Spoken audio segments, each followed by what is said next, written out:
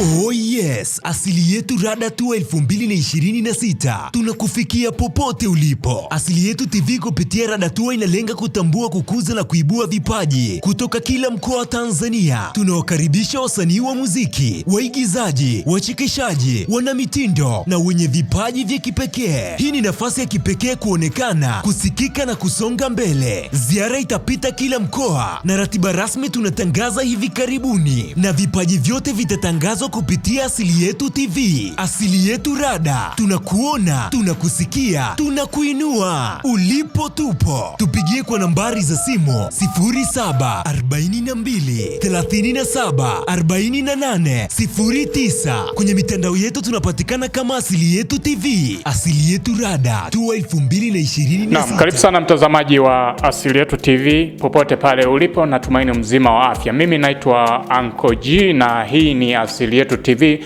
Shukrani sana kwa Kigamboni Mini Market ambao wanapatikana mkoani Njombe, barabara ya Vegas.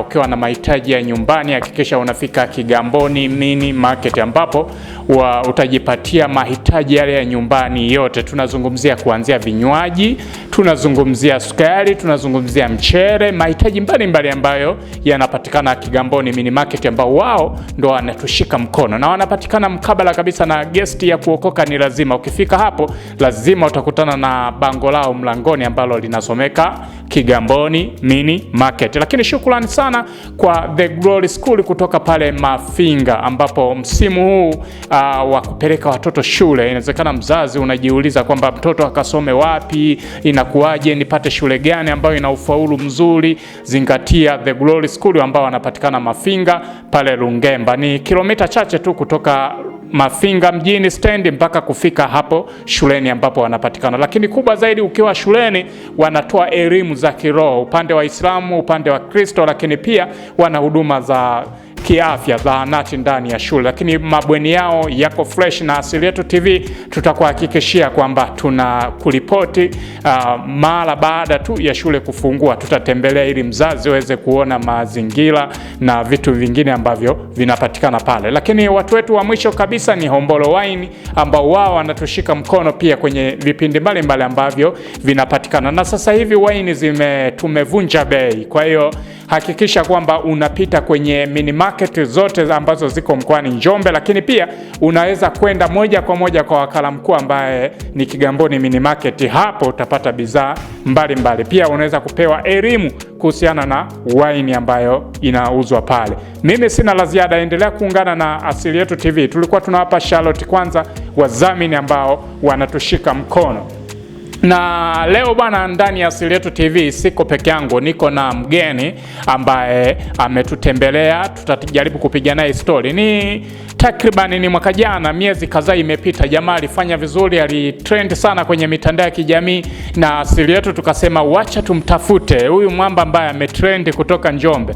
Watu wengi walisema Njombe kuitetea ni kazi, wengine kila mtu aliongea vyake, lakini Asili Yetu TV tukaamua kukusogezea story hapa ya mwamba mwenyewe. Nitampa nafasi ya jitambulisha anaitwa nani na safari yake ilikuwaje. Bwana, karibu sana Asili Yetu TV. Nashukuru sana. Okay. Bwana, tunatamani kufahamu unaitwa nani? Kwa jina naitwa Vincent Mgani. Vincent Mgani. Vincent Victor Mgani. Okay, ni kabila gani wewe? Mimi ni Mbena. Mbena. Bwana, hongera sana. Kwanza ile harusi ilifungwa tarehe ngapi? Ilikuwa tarehe 26 mwezi wa 11. Ndio harusi yako kabisa hii. Yeah. Bwana, uliingia kwenye ukumbi ukiwa na staili ya pekee sana. Why? Ni historia kidogo, lakini nadhani ndio ilipokuwa nimepanga. Okay. Na chanzo kikubwa niseme tu ukweli. Sababu wakati wa maandalizi wa harusi kidogo mfuko ulikuwa na bila pesa kulipa medicine ilikuwa sina. Kwa hiyo nikafikiria, nikaona okay, ili kuziba ile pengo la medicine ngoja njaribu kufanya kitu mwenyewe. Haikukupa ugumu labda wowote baada ya kuona sasa budget mfukoni imekata ya kuwalipa mamedisi ambao wangesafisha njia kabla ya kuingia wewe na bibi harusi wako? Haikukupa ugumu wote, mazoezi nini? Haikunipa ugumu sana. Ugumu ulikuwepo lakini sio sana. Kwa sababu sio kwamba ni mambo ambayo nimeanza leo, hapana. Na muda kidogo takriban kama miaka 10 na ngapi imepita nyuma. Yeah. Ulikuwa ukifanya hivyo? Nilikuwa nikifanya sana huko nyuma ya. Labda wakati sasa baada ya kuona budget imegoma, tulimshirikisha mtu kwamba bwana hii nafasi naikaba mwenyewe? Hapana. Hapana. Ni mimi mwenyewe tu nilikuja tu ile wazo nikaona ngoja nifanyie kazi. Labda upande wa bibi harusi hakushangaa kuona sasa hapa imekuwaje? Kushangaa kwa sababu pia nilimshirikisha kwa nafasi yake. Okay. Yeah. Kwa hiyo kumbe ulifanya kitu ambacho kiko tayari na ulishirikisha. Wasimamizi je? Hapana. Hawakushirikishwa? Hawakushirikishwa, yani kwa asilimia kubwa alikuwa anajua kama itakuwa vile. Hapana. Watu wengi wakasema yawezekana mwamba ulikuwa umelewa, wengine vitu kama hivi. Yani ule ujasiri kwanza.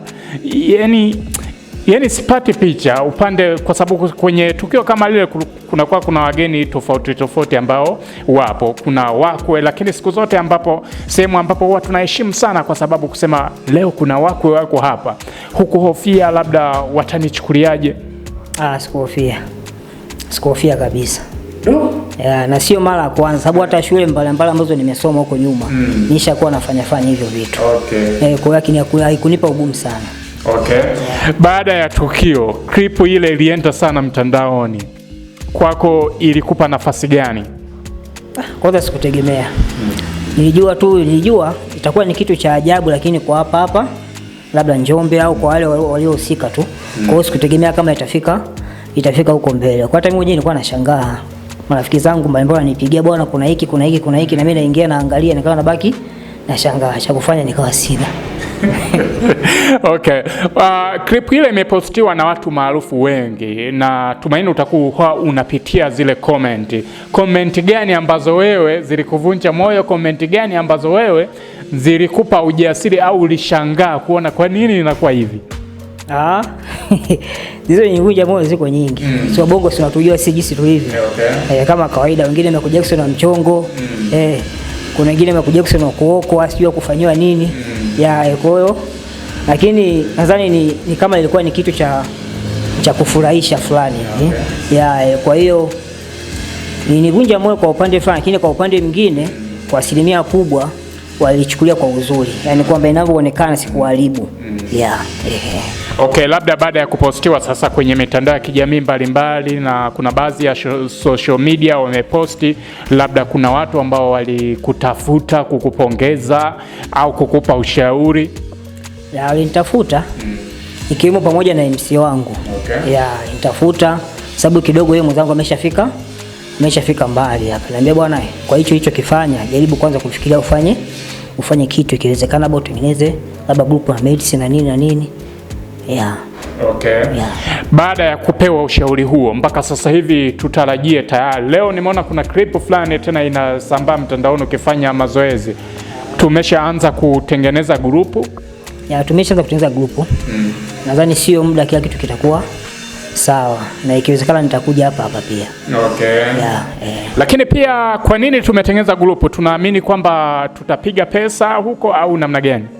Tunaamini tutapiga pesa. Okay. Tunaamini. Mfano mimi nina harusi yangu, nahitaji medicine.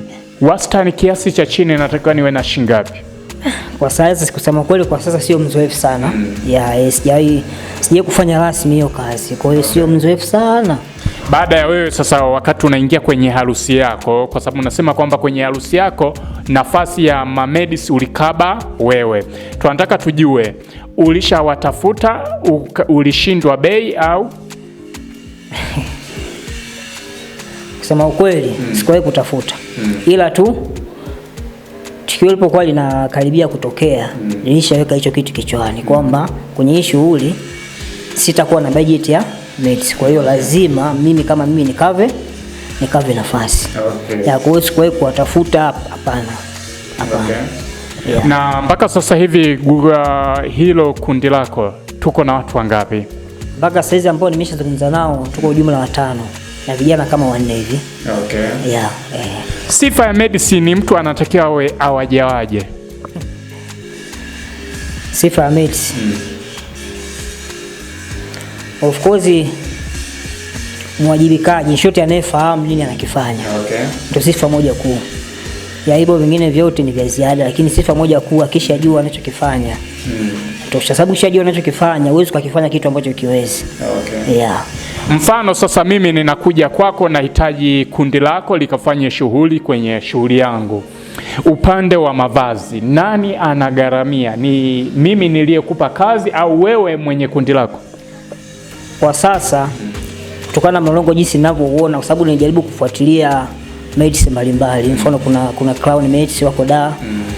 Kwa asilimia kubwa nadhani wao wenyewe ndio huwa wanajigharamikia. Mfano wao wanafika, tunakubaliana tu ni kiasi kadhaa, shughuli yako mwanzo mpaka mwisho. Mambo ya mavazi nadhani kwa asilimia kubwa inakuwa ni upande upande wa mates wenyewe. Kwa hiyo tuna imani kundi hili likianzishwa Njombe, shughuli ambazo zote zinafanyika Njombe, wana Njombe tunaweza tukalitumia kweli? Inawezekana. Kuna changamoto ya kupatikana kwa mama medicine Njombe? Ya, changamoto ipo kubwa na mimi ndio ambao napitia. Okay. Kwa sababu hata wanne ambao nimewapata sio official sana, ndio maana hakuna chochote bado kinachoendelea. Okay. Yeah. Na hii style ya uchezaji Michael Jackson wa Njombe, wengine wanaita Michael Jackson wa wapi? Wa mchongo, wengine wanasema wa kuokwa. Hizi style wewe unazitoa wapi? Ni miaka mingi sana nilikuwa namfuatilia sana Michael Jackson. Yeah. Nilianza kumfuatilia wakati niko darasa la 6, 2008. Okay. Yeah. Ndio nilipomfahamu. 2009 alipofariki ndio nikazidi kumfuatilia kwa undani. Kwa hiyo toka kipindi kile nilipoanza kujifunza staili zake mpaka leo hii. Okay. Yeah. Na sasa tutarajie nini kutoka kwako? Kutoka kama hivyo. Nadhani naandaa grupu la mates, sababu kusema kweli Kinjombe mpaka saa hizi kuna uhaba sana wa mates. Hakuna ambao mates wanaoelewa. Kwa hata leo nikipata na shughuli ya chapchapu, nimtafute nani awe mates kidogo, inakuwa ni changamoto tofauti na mikoa mingine ambayo imeendelea, mfano Dar, Mwanza, kuna wao official kabisa, hata kuingia mitandaoni unaona kwamba Dar kuna labda ndio wao Crown Mates ambao nimewataja, lakini Njombe kidogo kwenye hii fursa kidogo imekuwa kama bado ipo nyuma. Okay. Ya, nadhani ndio kutokana na yote yaliyotokea ndio wazo ambalo saizi ninalo. Okay. Yeah. Mwamba utakuwa umetisha sana. Yeah. Kwa hiyo wana Njombe wakae mkao wa kupokea kundi la Mamedisi kutoka kwako. Baada ya kuishiwa budget mfukoni, ukaona kabisa hii fursa ya kuwalipa Mamedisi nimeshindwa, acha nilikave mimi. Kumbe ndo safari yako inaweza kaa ilianzia hapo. Yeah. Okay. Yeah. Na wito wako sasa kwa ma-MC, na labda kama kuna jambo nataka kuzungumza na mashabiki ambao walitazama ile clip kwa siku ya leo. Nadhani kikubwa ni support. Ya, hata kwa MC pia ni support, yani kuwe kuna kama muunganiko fulani. Mfano MC anaweza kama amepata kazi, labda mfano MC wangu. Yeah.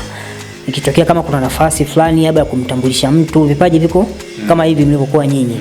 Maana unaona mkuja hapa tayari hapo umeshanipeleka sehemu.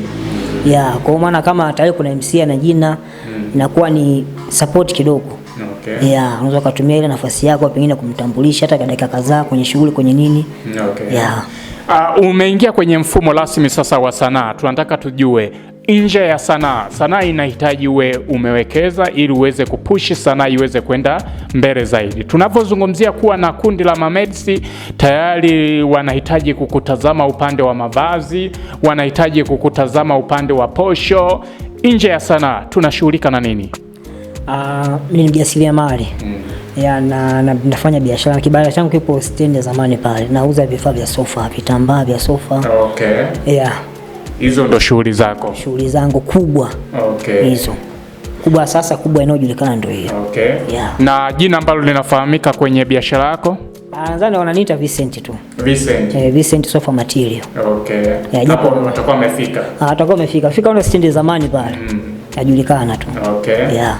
Bwana, mimi nikushukuru sana. Nimeenjoy kupiga story na wewe. Kuna vitu vingi ambavyo tumejifunza kutoka kwako. Kwa hiyo Asili Yetu TV ipo kwa ajili yenu, na karibu tena kwa wakati mwingine. Asante, nashukuru sana, Mungu awabariki sana. Amin. Shukrani sana mtazamaji wa Asili Yetu TV ambaye umekuwa mwanzo mpaka mwisho. Nilikuwa na Vincent ambaye ametrend sana kwenye mitandao ya kijamii. Tumeona Asili Yetu TV, wajibu wetu sisi ni kukuletea stori mbalimbali ambazo zinakuwa zinaelimisha, zinakutoa kutoka sehemu moja kwenda sehemu nyingine. Upande wa Vincent bwana, mambo yake yalikuwa ni magumu baada ya maandalizi ya harusi yake. Baada ya kuona sasa budget ya kuwalipa mamedsi imekwama, akapiga hesabu inakuwaje kama kumshirikisha bibi harusi bwana kwamba hii nafasi nitaikaba mimi. Kumbe ilikuwa kwenye mpangilio, lakini pia hakujua kama safari yake ingeweza kuanzia pale, kuanza kubuni kwamba okay, kumbe nimefanya hivi, nina uwezo wa kufanya kingine. Kwa hiyo inawezekana kukwama kwa bajeti yake ikawa pia ni fursa ya yeye kuanza kutengeneza pesa kupitia kipaji alichonacho. Shukrani sana kwa Hombolo Wine ambao wanaendelea kutushika mkono. Shukrani sana kwa The Glory School kutoka pale Mafinga, Tanzania. Shukrani sana Kigamboni Mini Market ambao wao wanaendelea kutushika mkono kuhakikisha kwamba vipindi vyetu vyote ambavyo vinaendelea kuruka Asili Yetu TV wanaendelea kutushika mkono. Asante, na naitwa Anko G.